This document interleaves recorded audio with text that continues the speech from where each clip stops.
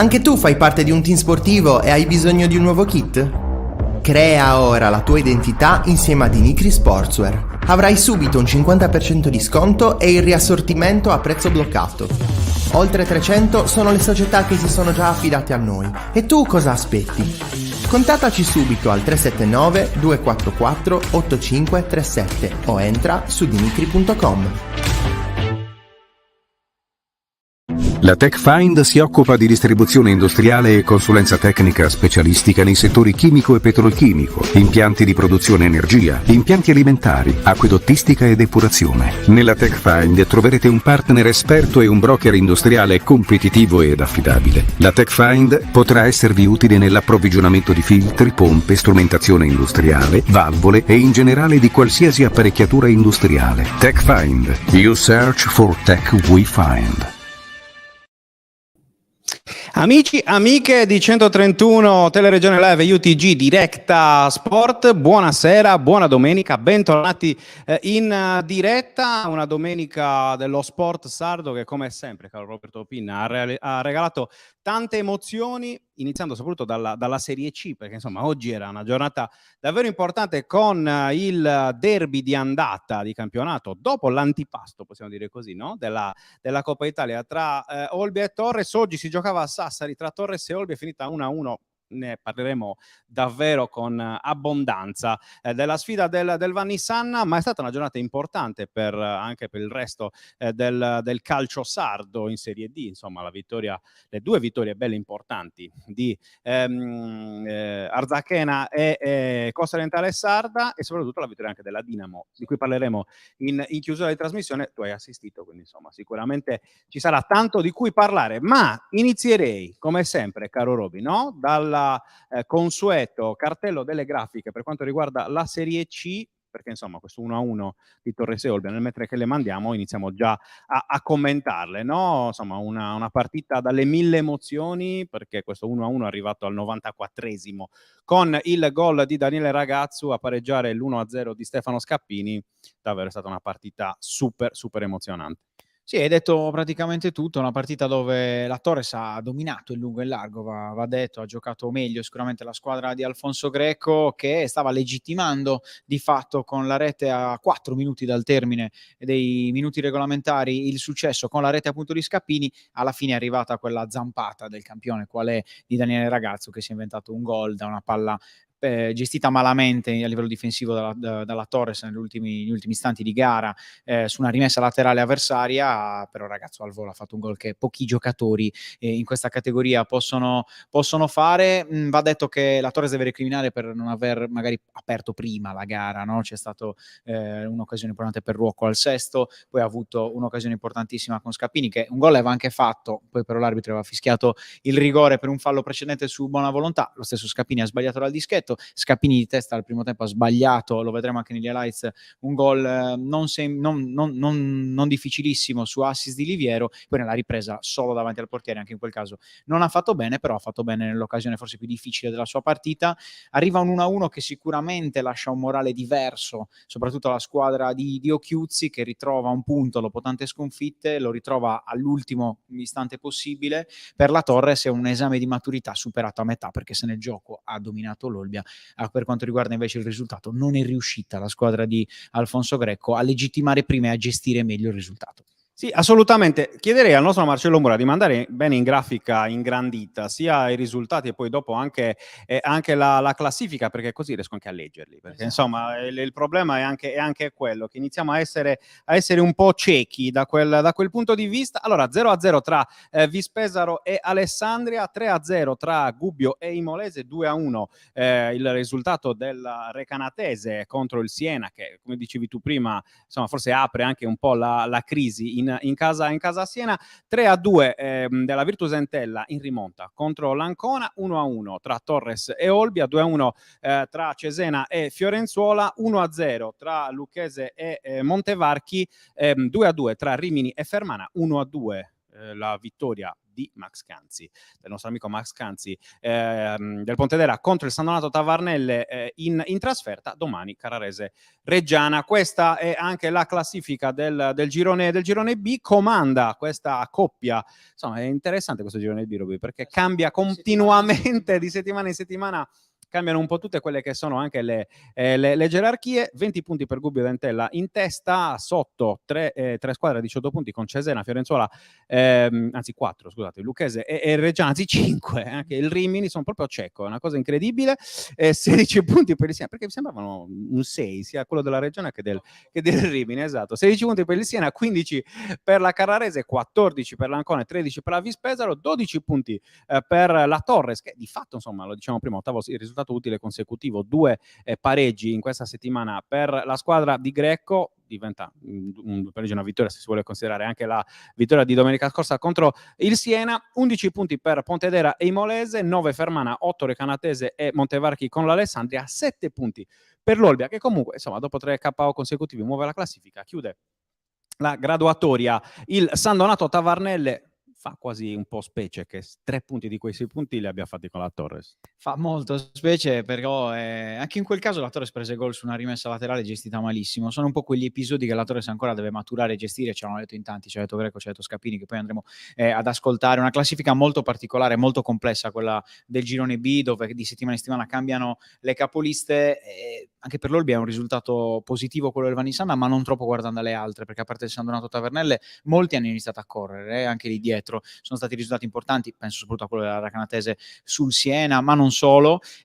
Prossima avversaria dell'Olbia tra l'altro è un Gubbio che è in stato di forma importante, l'abbiamo visto in testa alla classifica, quindi sarà una sfida comunque in casa al Nespoli, però difficile per l'Olbia. Per la Torres c'è il Pontedera, che devo essere sincero, in questo momento forse è il peggior avversario possibile, perché dopo un inizio difficile con Max Canzi in panchina ha ritrovato continuità dei risultati e soprattutto fiducia, che era quella che mancava all'inizio della stagione.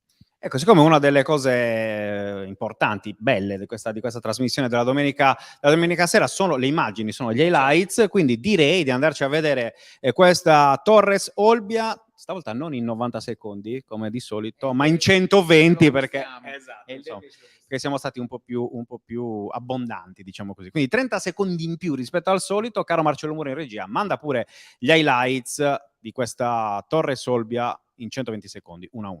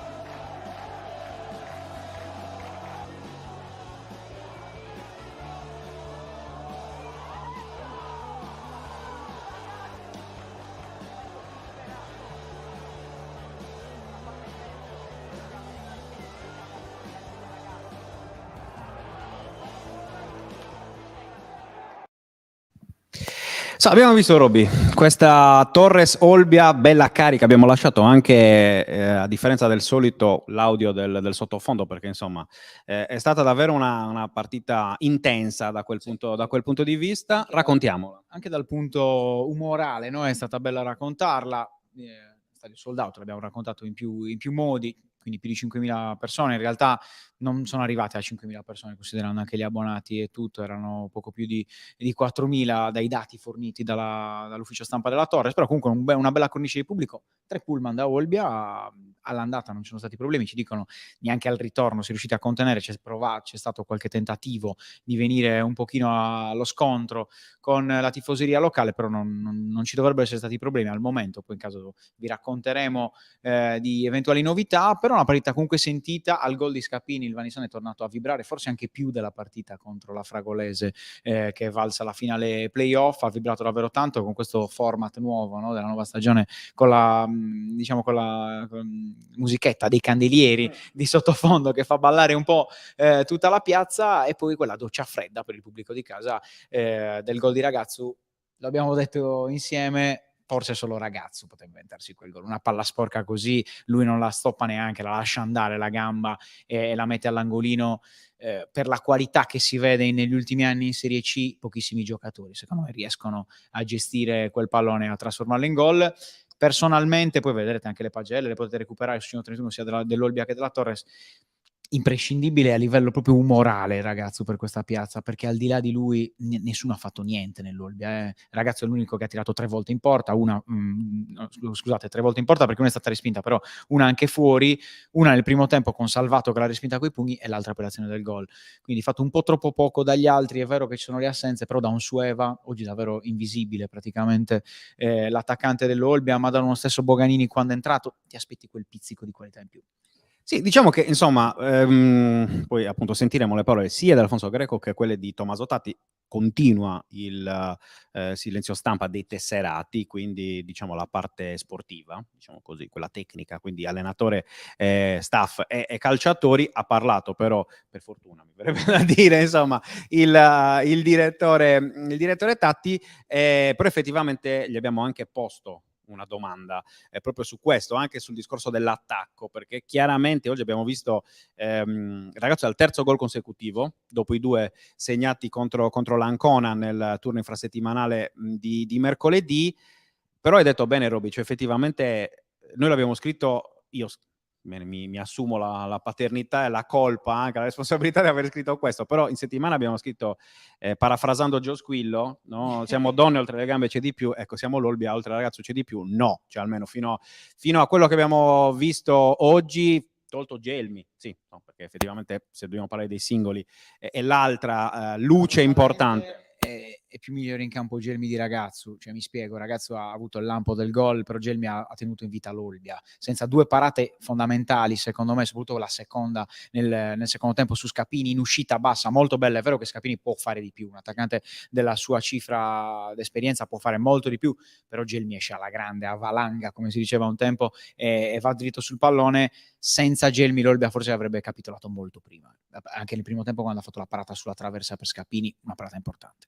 Sì, davvero, Gelmi che appunto non aveva giocato benissimo contro l'Ancona, una papera sulla punizione di Petrella che era valsa il 2-1 momentaneo sul poi 4-2 che era stato il risultato finale del Nespoli. Oggi Gelmi è tornato Gelmi, cioè quello che in questo inizio di stagione, queste prime 10 partite ha fatto vedere, queste prime 10 giornate ha fatto vedere di essere un giocatore davvero di grande talento, però effettivamente è mancato qualche altro squillo, cioè davvero se l'Olbia, cioè se non si sveglia Ragazzu, se non ci pensa Ragazzu, gli altri fanno un po' tutti il compitino. Sì, anche a centrocampo, sai, si pensa molto a fare filtro, la rosa, incerti, faticano anche a costruire, no? Ci si affida proprio alla giocata del singolo, è un po' quello che manca forse il gioco di squadra all'Olbia. Dall'altra parte invece paradossalmente la Torres sembra soffrire del problema opposto, cioè forse manca il Ragazzu no? A questa Torres.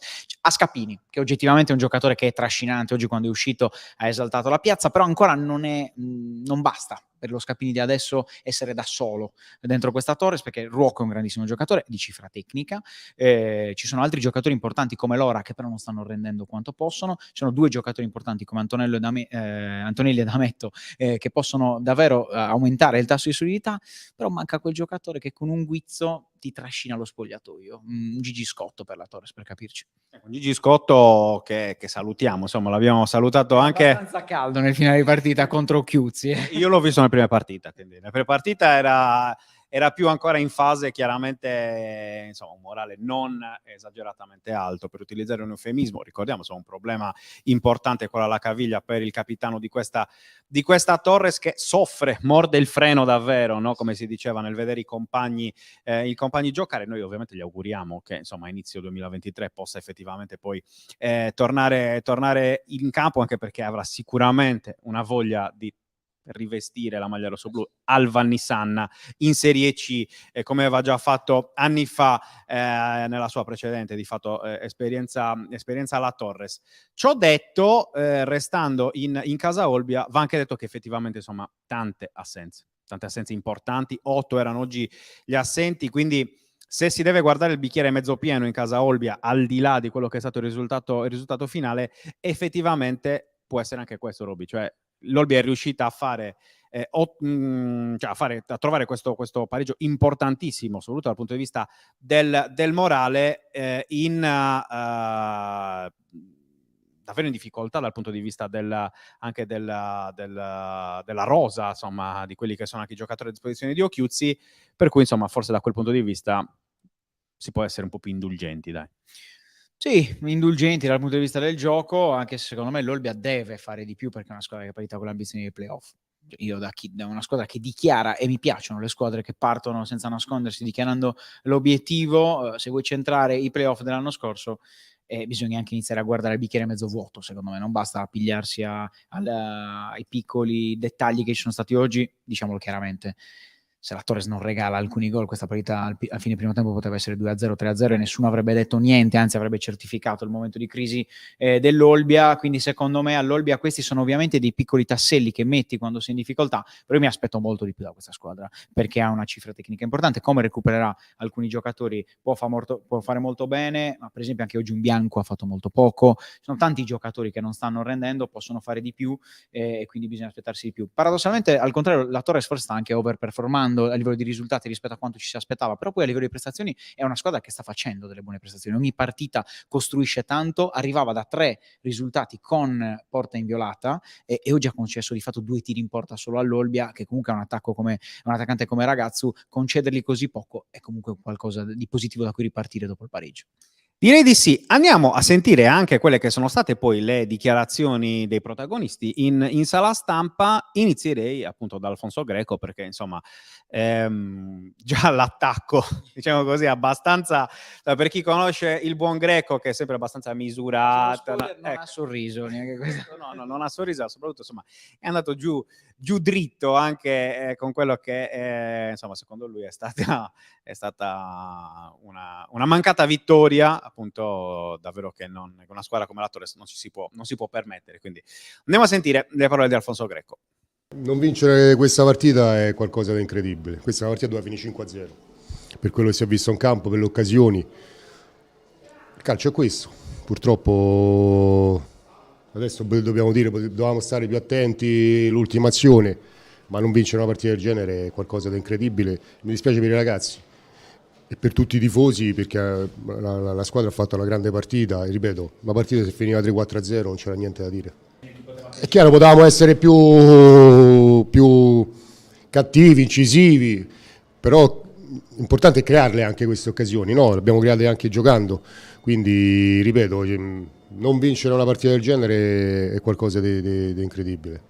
Tutti hanno dato risposte positive, Heinz ha giocato fino a che ha retto una buona partita, quindi sappiamo che insomma questi ragazzi stanno crescendo.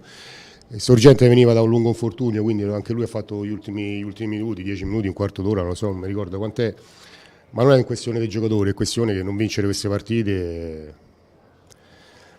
Ti rimane il rammarico, rimane la prestazione sicuramente, la squadra ormai ha una certa identità, una sua identità, prendiamo la prestazione e non vincere così è un peccato perché insomma, ripeto, una partita dominata in lungo e largo, loro hanno fatto un mezzo tiro in porta al primo tempo, mi sembra, quella palla centrale di Ragazzo, quindi con un po' più attenzione, ripeto, questa squadra ha acquisito una sua identità, le sue certezze, e le prestazioni ci sono sempre, quindi dispiace tanto. Con Francesco possiamo permetterci con Rocco diverse soluzioni, quando gli avversari ti concedono quelle spazi tra le linee, lui è bravo anche ad andare a prendere palla tra le linee e poi puntare, e l'abbiamo fatto bene, quindi non è una questione, ormai ripeto, la squadra ha le sue certezze, stiamo crescendo sotto tutti i punti di vista, quindi la prestazione è bella, è una prestazione importante, però ripeto, non vincere è un peccato.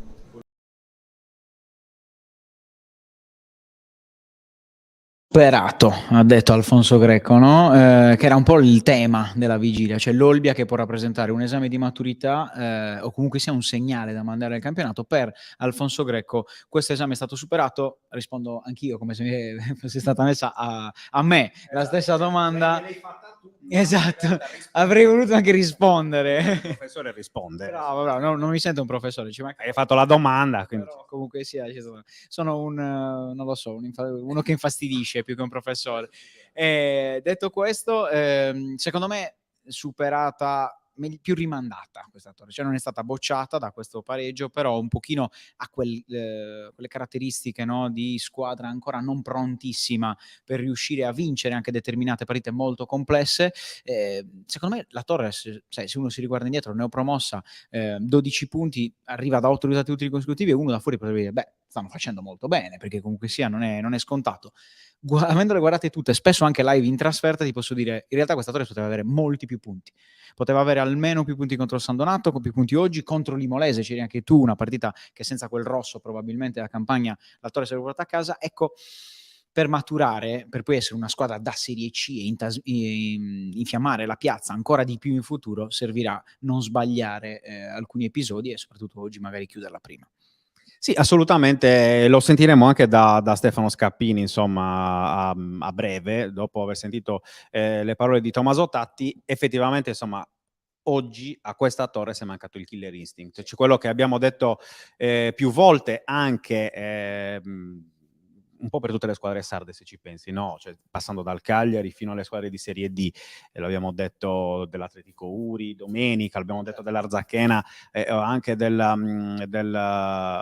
Costa Orientale Sarda, insomma, l'abbiamo detto dell'Olbia in più di un'occasione, però effettivamente questa partita dimostra che appunto la Torres deve essere più cattiva, più smaliziata, no? Perché effettivamente se da una parte il gol di Scappini è tutta malizia del 34enne che ha giocato in Serie B, che ha insomma che ha fatto veramente bei numeri in carriera, però dall'altra parte poi ci sono stati alcuni errori, ecco, non tanto nell'occasione della traversa, perché lì lo dice lo stesso Scappini, c'è una grandissima parata di Gelmi, perché quella secondo me con un altro portiere 9 volte su 10 è gol. Però ecco, magari qua Ruocco, stiamo rivedendo in questo momento proprio la parte iniziale degli highlights, cioè anche da Ruocco ti aspetti di più in una situazione del genere, perché ti ha dimostrato in passato di poter essere molto più cattivo, molto più preciso. Ecco. Anche cose più difficili paradossalmente rispetto a quell'appoggio di piatto, quindi sai, ha aperto un po' troppo lì. Manca proprio questo, manca quella capacità di essere anche cinica in alcuni momenti. Lo era stato in alcune fasi di questo campionato. La Torres deve ritrovarlo, secondo me poi è un tema che è ritornato spesso, mancano anche delle alternative, la squadra è un pochino stanca, in attacco non ci sono ricambi, con Diakité che è ancora fuori, Luppi che di fatto è tornato oggi ma è stato messo in campo giusto per gli ultimi minuti, ci sono delle assenze importanti sulla fascia come Ferrante e Lombardo che oggi hanno portato di nuovo alla presenza della titolare di Heinz, che però ancora deve acquisire fiducia, quindi vedremo. Comunque una Torre su cui sono curioso di capire dopo il Pontedera, dopo Montevarchi che Torre sarà, perché troverà tutte le prime della classe. Ecco, andiamo a sentire invece di Tatti, perché poi dell'Olbia chiudiamo poi con l'Olbia il discorso l'abbondante parentesi esatto del derby del Vanissana. Andiamo a chiudere il discorso Torres ascoltando le parole di Stefano Scappini appunto in conferenza stampa, e un estratto di quello che poi troverete domani su Zona Mista, come sempre l'appuntamento del lunedì pomeriggio, l'intervista integrale sua, così come tutte quelle degli altri protagonisti. Ha parlato anche Alessio Salvato, tanto per dire, insomma, in casa Torres. Quindi andiamo a sentirci, a gustarci questo antipasto di Stefano Scappini. Tantissimo, perché secondo me abbiamo fatto una gran partita, tutti, dal primo all'ultimo. E purtroppo una rimessa laterale nella nostra disattenzione ha portato questo pareggio che a 15 secondi dalla fine. E nonostante questo io sono molto arrabbiato con me stesso, perché la partita doveva finire 4-1 e non ci possiamo permettere di sbagliare tutti questi gol in rigore. Però oggi abbiamo creato tanto. Rispetto alle ultime partite che magari abbiamo fatto fatica a tirare in porta, di questo sono soddisfatto, perché eravamo lì, poi bisogna essere più precisi, più cinici, perché la partita bisognava chiuderla. Abbiamo fatto una gran partita, una grande squadra, chiudere la partita 2-3-0 era finita lì. Ma cosa ci manca? Ci manca la gestione dei momenti di difficoltà, di quando stiamo vincendo. Ci manca un pochino quella cosa lì, perché a 5 minuti dalla fine la palla deve andare fuori dallo stadio, cioè non possiamo prendere un gol così. Ecco, una squadra come noi, perché ci sono anche gente di esperienza in campo, non c'era gente, non siamo ragazzini, quindi purtroppo non possiamo prendere gol così. Ecco, ci manca secondo me la gestione di momenti critici delle partite. Quello era un momento critico e una grande squadra deve portare a casa la vittoria a tutti i costi. Ecco, visto che sei anche un giocatore d'esperienza, ti faccio una domanda anche sugli avversari. Come hai visto l'Olbia, che doveva ritrovarsi contro di voi, arrivano da un momento difficile, nonostante siano partiti con l'obiettivo di playoff? Ma ne venivano da 3 sconfitte di fila e venire qui non avevano niente da perdere, e come l'ho visti, alla fine hanno fatto un tiro in porta alla fine, era una squadra in difficoltà, noi abbiamo esaltato le loro difficoltà, come avevamo preparato la partita, siamo stati bravi, loro hanno tenuto fino alla fine, infatti perdevano tempo e loro volevano portare a casa il pareggio, però alla fine ci sono riusciti, bravi loro, e purtroppo noi abbiamo sbagliato sia in fase realizzativa che l'ultimo secondo. Ecco, insomma, abbiamo sentito le parole di Stefano Scappini nella conferenza stampa. Diciamo quello che abbiamo detto anche tra di noi, malignando in qualche modo. Se ci sta seguendo lo pensa anche lui. Stanotte non dormirà Stefano Scappini. Siamo di questo parere, insomma, effettivamente, nonostante l'età, che è ancora giovane soprattutto rispetto al sottoscritto, però dico comunque un giocatore di esperienza che insomma magari ha vissuto sicuramente situazioni più difficili, però sicuramente oggi Stefano Scappini non dormirà. Siamo abbastanza convinti di questo fatto, per quanto davvero sia stato il migliore in assoluto in casa Torres, al di là della pecca, della macchia del rigore sbagliato. Andiamo a parlare invece dell'Olbia, a chiudere il discorso del derby con le parole di Tommaso Tatti, perché effettivamente insomma è importante che ci abbia messo la faccia qualcuno comunque della società olbiese. Effettivamente un pareggio che insomma, lo stesso Tatti dice meritato per il carattere che questa squadra ha mostrato, perché effettivamente comunque va riconosciuto, non ha mollato mai fino all'ultimo secondo, però insomma andiamo a gustarcelo. Tommaso Tatti. Sì, è vero, sapevamo che la partita era molto difficile anche per le molte assenze, arrivavamo da tre sconfitte, qualcuna anche meritata perché abbiamo avuto anche sfortuna anche noi, oggi l'ha avuta la Torres contro di noi l'abbiamo avuta 2 partite fa contro l'Entella, quindi un pochettino di fortuna non guasta, quindi siamo stati bravi a crederci fino all'ultimo, la squadra ha avuto molto carattere e secondo me poi alla fine il punto è meritato per quello che poi per come ci abbiamo creduto. Ecco, avete meritato per come ci avete creduto. Parliamo anche del gioco, però, perché comunque sia un gioco che ancora latita, quello dell'Olbia. Avete creato di fatto, a parte il gol, solo un tiro di ragazzo in porta in tutta la partita. Cosa sta mancando, al di là delle assenze che possono essere un alibi e anche no, poi un campionato lungo come quello della Serie C, però proprio a livello di amalgama di squadra cosa ancora manca?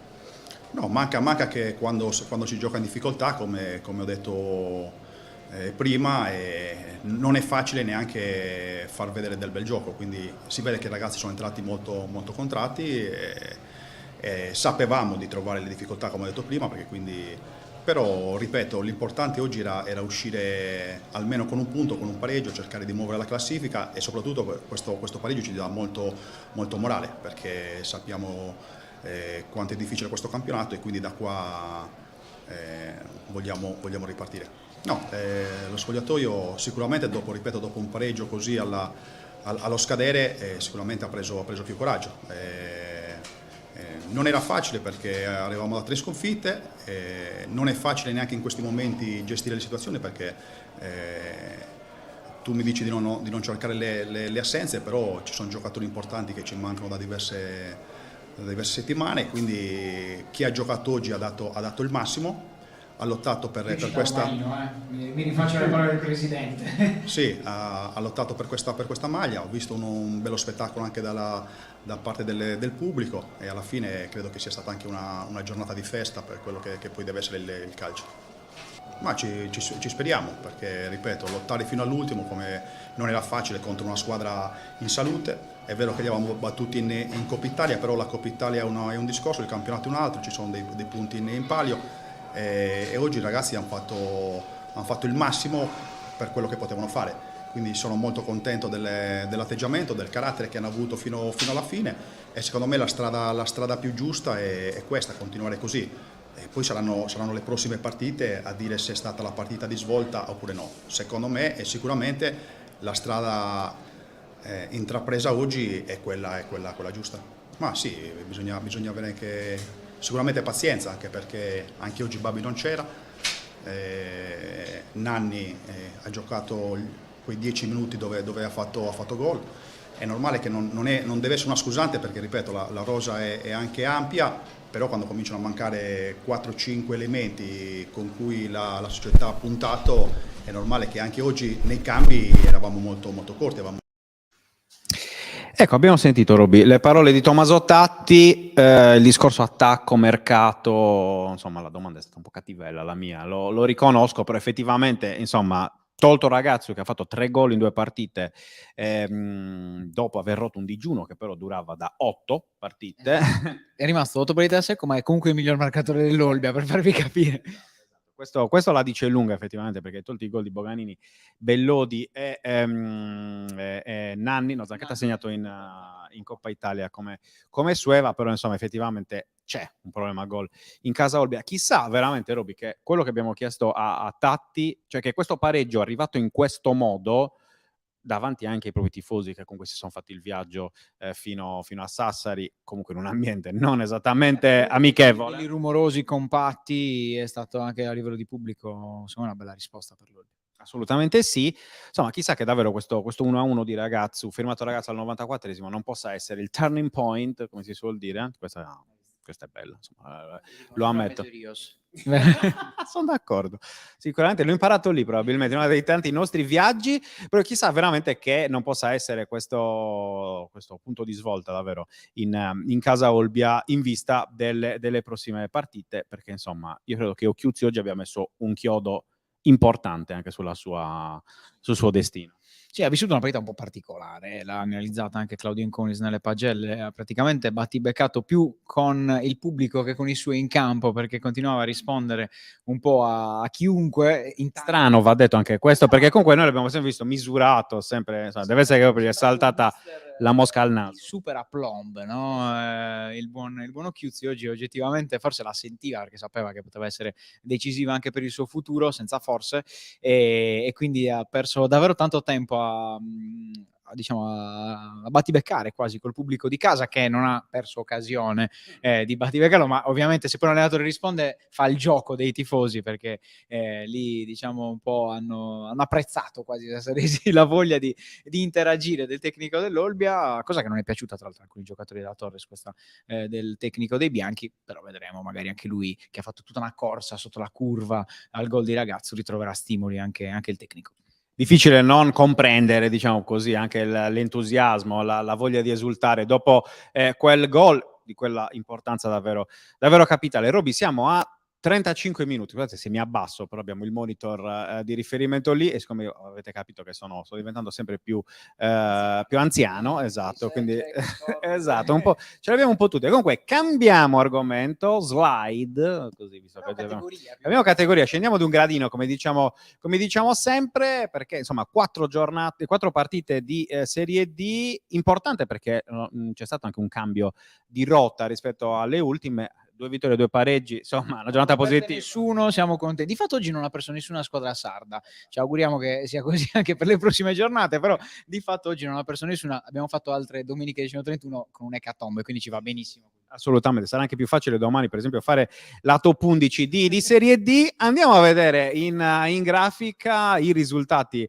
dell'ottava giornata del girone G. Marcello, mettili a tutto schermo, ti prego, grazie mille, perché così li vedo meglio, iniziando chiaramente dalle squadre sarde, quindi dalla vittoria dell'Arzachena di Marco Nappi per 3-2 contro la Visartena. Importante il ritorno alla vittoria dei biancoverdi, ne parleremo a breve. 2-2, anche questo è importante, dell'Atletico Uri in rimonta contro il Tivoli, squadra importante il Tivoli, e l'Atletico Uri doveva necessariamente rispondere anche dopo la brutta sconfitta di domenica scorsa in casa contro il Cassino.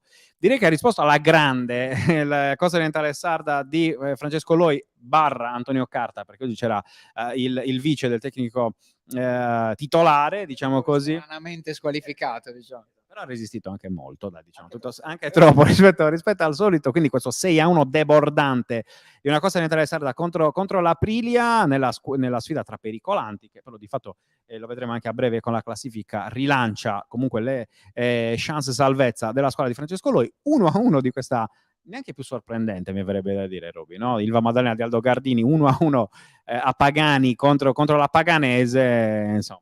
È incommentabile, perché ormai Aldo ci sta sorprendendo di domenica in domenica in un campo difficilissimo come quello di Pagani, che è un campo che metterebbe in soggezione secondo me i giocatori della Serie C, assolutamente, e invece l'Ilva continua, anzi paradossalmente si esalta di più forse in queste sfide. Ne ha trovate tante all'inizio stagione di queste sfide, sai, ti aspetti neopromossa da anni che non stava in Serie D, in quarta serie, arrivi e un impatto così forte, di fatto ha perso solo col Sorrento e quindi complimenti a loro.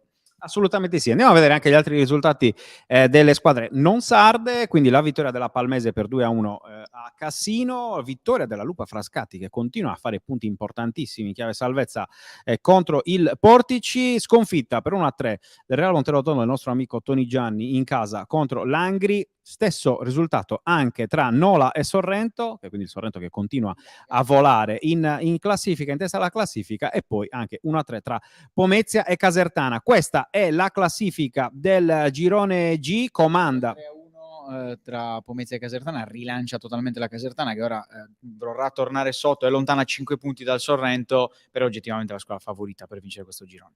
Sì, assolutamente sì, diciamo 19 punti per il Sorrento, 15 per la Palmese, 14 per Casertana e Arzachena, 13 per Lupa Frascati e Ilva Maddalena, 11 punti Paganese, Cassino e Pomezia, 10 punti il trio Tivoli, Angri, Trivoli, È un trio. Esatto, per quello Tivoli e Bivoli. Molto bella questa. Tivoli, Angri e Real Monterotondo, 9 punti per il Nola, 8 per il Portici, 7 punti per Atletico Uri e Costa Orientale Sarda, 6 per la Visartena. Chiude a 5 punti l'Aprilia del nostro amico Alessio Murgia, che oggi ha segnato su rigore. È malata a Bivoli, ha fatto partire un coro che quello che faceva la Torres, Bivoli, Borore, però non lo so. Va bene, andiamo avanti dopo questa perla assolutamente di saggezza, perché appunto sono le 4 partite di Serie D da raccontare, iniziando chiaramente in ordine di classifica dalla Arzachena, che ha vinto per 3-2 al Biagio Pirina contro la Visartena, una vittoria sofferta, come ci ha raccontato il nostro Andrea Olmeo, una Arzachena che appunto era andata in vantaggio con il gol di Nino Pinna al 26esimo minuto, pareggio dell'ex Carbonia o di Anose, uno che quando vede evidentemente squadre sarde vuole sempre lasciare il segno. Ricordiamoci l'anno scorso Bestianera del Latte Dolce. Sì, ma cosa le abbiamo fatto di Anose?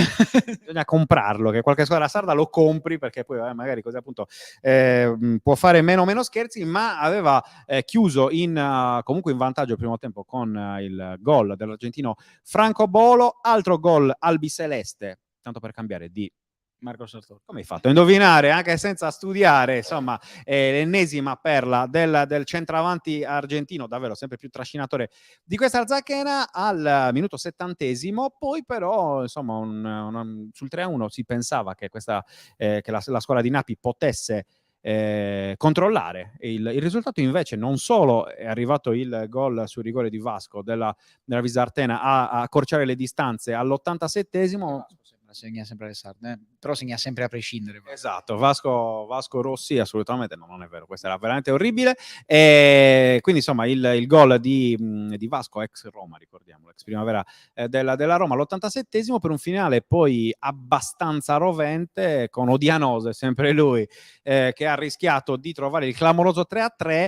Ecco, adesso andiamo a sentire le parole di Marco Nappi. Marco Nappi non esageratamente soddisfatto, per utilizzare un eufemismo, della prestazione dei suoi, soprattutto del calo nel finale. Per una volta non vorrei essere nello spogliatoio dell'Arzachena. Di solito ci si diverte, però domani forse anche stasera, secondo me, a seconda di come è andata. Andiamo a sentire le parole di Marco Nappi raccolte dal nostro Andrea Olmeo nel post partita di Arzachena Visartena.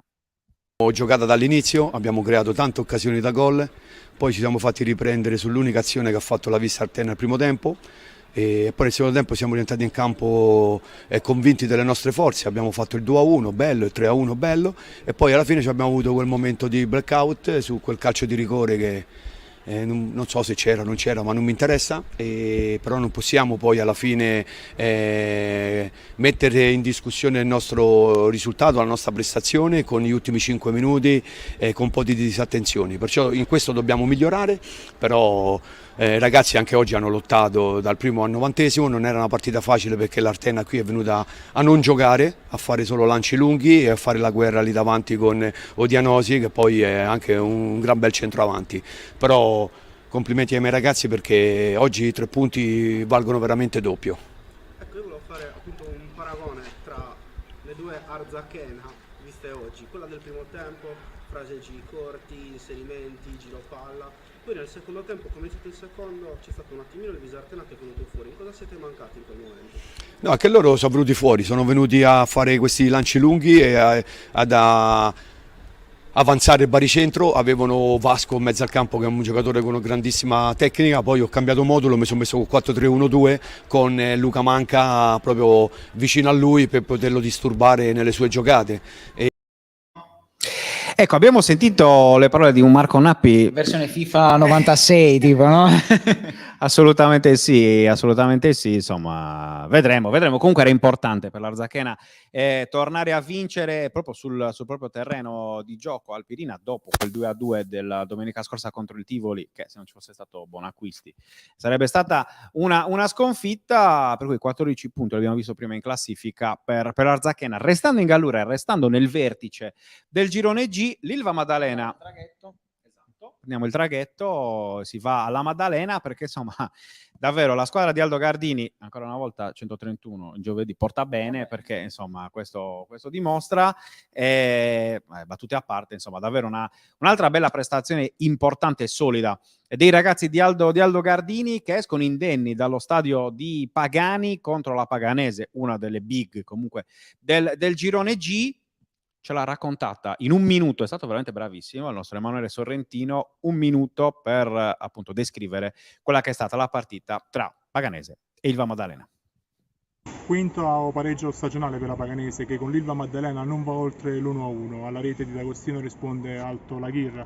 Azzurri Stellati che non riescono più a vincere, dopo il KO con la Palmese arriva un pari, il secondo per 1-1 dopo quello di Portici in trasferta. Nono posto in classifica per gli Azzurrostellati, 11 punti e sogni di promozione rinviati almeno per il momento. L'Ilva Maddalena invece continua con la striscia positiva, secondo risultato utile dopo il KO di Sorrento, una vittoria e oggi un pareggio, e ambizioni decisamente positive per la squadra sarda che è al quarto posto in classifica, alle spalle, o meglio in coabitazione con la Palmese che è impegnata in contemporanea con il Cassino. Mister Gardini può guardare con fiducia per il futuro, la squadra sarda fa punti, diverte e soprattutto mette in cascina qualcosa che servirà poi per il proseguo del campionato. Obiettivo prioritario è sicuramente la salvezza, a seguire poi qualcosa di più importante. Ecco, abbiamo sentito l'analisi di Emanuele Sorrentino. Bravo Emanuele Sorrentino. È molto, molto bravo, molto professionale, assolutamente. Insomma, il racconto di quella che è stato questo 1-1 tra Paganese e Ilva Maddalena, il ritorno al gol di Alto Laghirre, però andiamo a sentire le parole di Aldo Gardini. Allora, oggi è arrivato un pareggio, un altro risultato consecutivo dopo la sconfitta immediata a Sorrento. Possiamo dire un punto guadagnato, 2 punti persi rispetto a tutta l'espulsione di Payet che ha portato la Paganese in 10 uomini. Sì, siamo contenti che abbiamo mosso la classifica, un punto che fa morale contro una squadra molto attrezzata che secondo me alla lunga insieme alla Casertana è la squadra che rischia di vincere il campionato. Poi quando sono rimasti 10 abbiamo affrettato un po' delle giocate, ma sinceramente devo fare i complimenti al portiere della Paganese perché penso a vista di tutti ha salvato il risultato. Comunque ci prendiamo questo punto, fa morale, miglioriamo la classifica e siamo contenti. Dove vuole arrivare quest'Ilva Maddalena che è a quarto posto al momento in coabitazione con la Palmese che sta giocando con il Cassino? Ilva Maddalena deve avere 40 punti per la salvezza. Raggiunto l'obiettivo, prima arriviamo, meglio è una soddisfazione per tutti quanti perché come sapete tutti il nostro obiettivo è la salvezza tranquilla, una squadra giovane, parecchie persone, giocatori non hanno mai fatto questa categoria, stanno dimostrando molto bene che ci possono stare, forse qualcuno anche in categorie superiori, però dobbiamo continuare così, lavorare e andarci a giocare le partite ogni domenica contro chi. Come ha visto la Paganese oggi, una squadra che come diceva lei lotta per il vertice? Secondo me è una buona squadra, anzi un'ottima squadra, aveva qualche infortunato, però fa parte del gioco, ma alla lunga i valori dei giocatori di casa secondo me escono fuori. Siamo ancora all'inizio, anche se è l'8ª giornata, ma secondo me alla fine sono Casertana e Paganese che si giocheranno questo campionato. Altre domande? No. Grazie mister, buon viaggio. Arrivederci, grazie. Ecco, un Aldo Gardini sicuramente soddisfatto, caro Roby, dell'ennesimo pareggio. Ricordiamo, 8 partite in Serie D, solo una sconfitta. Come neopromossa è un ruolino assolutamente da non trascurare. E in più, ripeto, ha segnato anche Alto Laghirre. Forse l'unica nota che mancava, no? Tra quelle molto intonate di questa Ilva Maddalena, ritrovare Alto Laghirre con continuità sarebbe importante. Assolutamente sì. Continuiamo a parlare delle sarde, andiamo in casa Costa Orientale Sarda. Per noi c'era Matteo Cardia che insieme ai colleghi di Directa Sport insomma, ha seguito la sfida tra i ragazzi di Francesco Loi e l'Aprilia. Diciamo prima gara tra pericolanti, questo 6-1 davvero debordante con cui i Sarrabesi Ogliastrini, perché ricordiamoci sempre la doppia, ovviamente la doppia denominazione, hanno intanto trovato la prima vittoria interna, e già questo insomma è una cosa che sicuramente era attesa in casa COS. Meno le caprette che ci sono fuori dallo stadio, però le superstiti sicuramente, però insomma soprattutto per come è arrivato poi questo 6-1 con insomma tanti giocatori importanti che hanno ritrovato il gol. Abbiamo anche gli highlights, ma la facciamo raccontare al nostro Matteo Cardia che è là, che ci aspetta il suo turno. È molto bello, devo dire che è molto bello, molto bravo, molto più bello però di quanto sia bravo. Matte, a te il proscenio per raccontarci questo roboante 6-1 del COS. Sì, buonasera a tutti. Insomma, COS che era un po' con le spalle al muro, diciamola così, perché affrontava un'Aprilia che era insieme a lei, insomma, sul fondo della classifica, una partita in cui il Costa Orientale Sarda ha prima rischiato di insomma capitolare su una traversa colpita dalla Ghigna che stiamo per vedere, poi invece grande prova da lì, perché da lì il COS non ha lasciato più nulla, ripartendo velocemente. Qua stiamo vedendo il primo gol a firma Mancosu, su cui lo stesso attaccante si è poi fatto male per lasciare il campo a Nurchi, che invece ha segnato il secondo gol arrivato su una conclusione, diciamo, di Pirodi che ha preso il palo per poi lasciare spazio al suo capitano. Poi l'episodio nel secondo tempo, inizio secondo tempo, del rigore, il rigore segnato dall'ex Carbonia Murgia, che poteva far sciogliere un po' il COS, che invece ha reagito trascinato da Pinna e da Piredda, arrivando al gol del 3-1 con Nurchi. Un gol che ha letteralmente tagliato le gambe all'Aprilia, che stava cercando di venire fuori per cercare il pareggio. Poi invece sono arrivati il gol del 3-1 di Derbali, poi il gol del 4-1 di Floris, e poi ancora De Montis, che vedremo tra poco, su una fascia destra dove Pinna e Piredda soprattutto hanno fatto quasi quello che volevano nella seconda frazione. Un successo rotondo per appunto 6-1, che consente al COS di arrivare a 7 punti in classifica, ma soprattutto probabilmente di sbloccarsi mentalmente, perché era quello che serviva alla squadra di lui. Come avete detto prima, in panchina oggi c'era Mister Carta, che tra poco andremo a sentire, ma questa può essere, insomma, il turning point, per citare Francesco di prima, insomma, per una COS che deve sicuramente cambiare passo. Grazie davvero per averci raccontato questo 6-1 della Cosa Orientale Sarda contro l'Aprilia. Andiamo a sentire, come anticipavi giustamente tu, le parole di mister Antonio Carta, vice di Francesco Loi, squalificato oggi, quindi è toccato a lui presentarsi ai nostri microfoni. Andiamo. Sì, devo dire che è arrivata finalmente la vittoria, ma è arrivata finalmente anche una prestazione importante da parte dei ragazzi, che questa settimana, dopo un confronto, diciamo così, anche dovuto, di martedì, abbiamo decisamente, penso, cambiato passo, insomma, in tutto e per tutto. In settimana abbiamo lavorato su dei concetti e abbiamo chiesto alla squadra di applicarli poi nel calcio giocato, perché come al solito è facile disegnare le cose su una lavagna, poi il campo è sempre quello che ti deve restituire il risultato.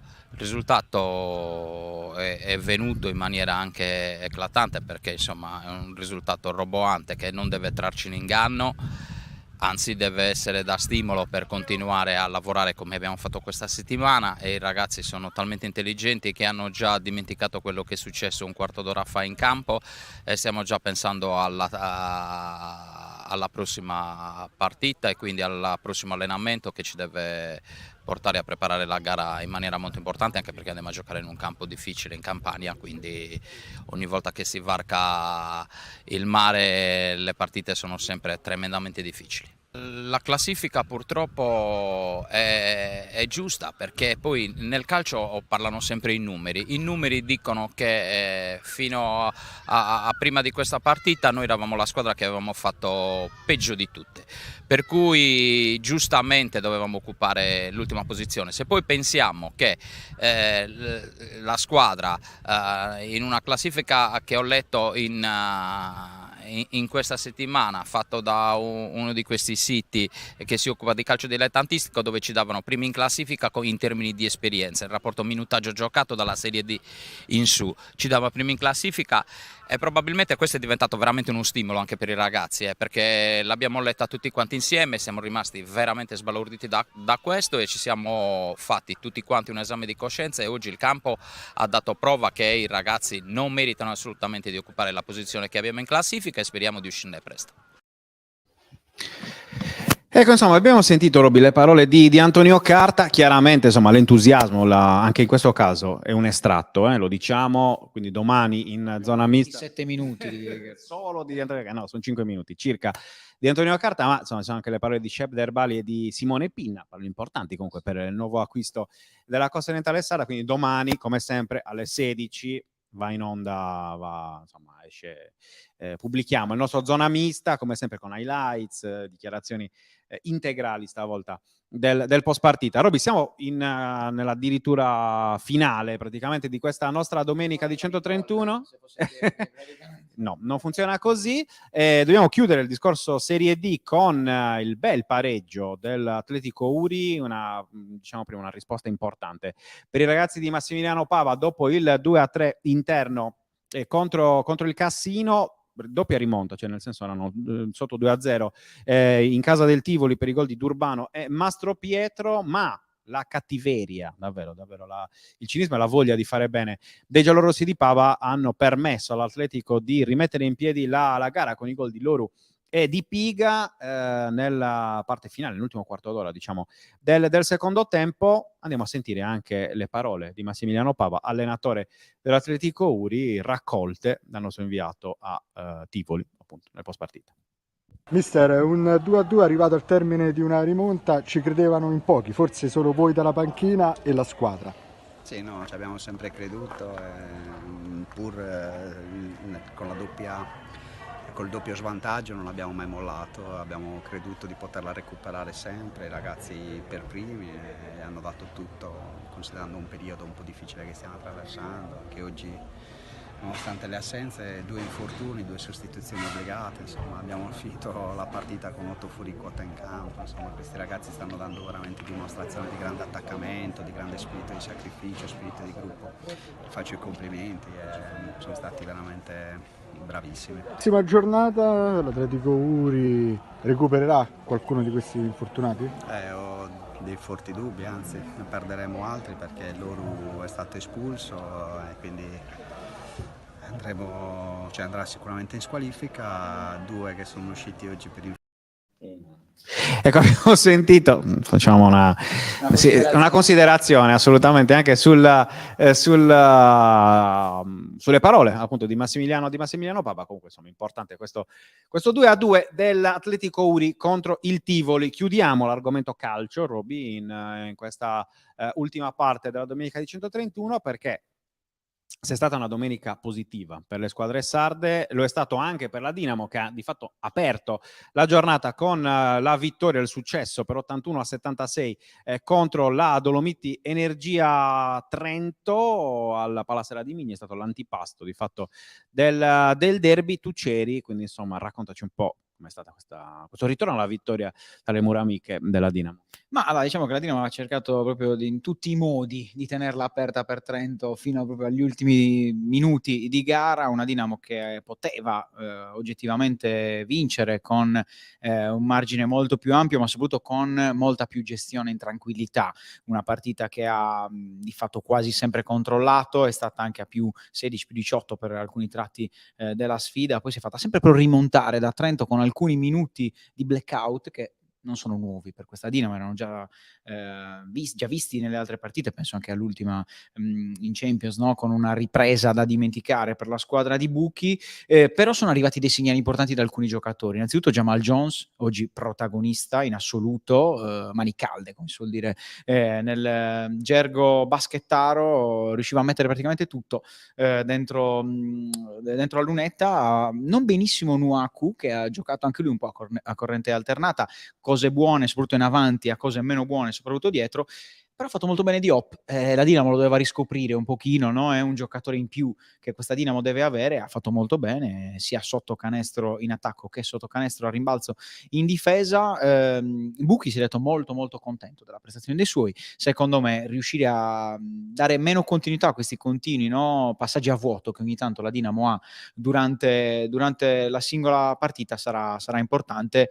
Ricordiamoci che poi sabato ci sarà Bologna, una sfida mai banale in casa. Sì, assolutamente sì, una sfida di fascino, di assoluto fascino per la squadra di Piero Bucchi. Ricordiamo sempre l'assenza lunga di Dowie, insomma, l'altro americano, è arrivato Nikolic, che comunque insomma il suo lo sta facendo. Non ha fatto male neanche oggi, è un giocatore, se vogliamo, che dove lo metti sta, sai, quei classici giocatori che ci sono anche nel calcio, quelli che magari prendono meno le copertine però riescono a fare. Oggi per esempio nel momento complicato, quando Trento si è avvicinata addirittura ai -3, quindi a un certo punto addirittura è stata un possesso dall'andare sopra con i -2, possesso ovviamente potenziale, lui ha piazzato una tripla che ha rimesso Trento definitivamente lontana.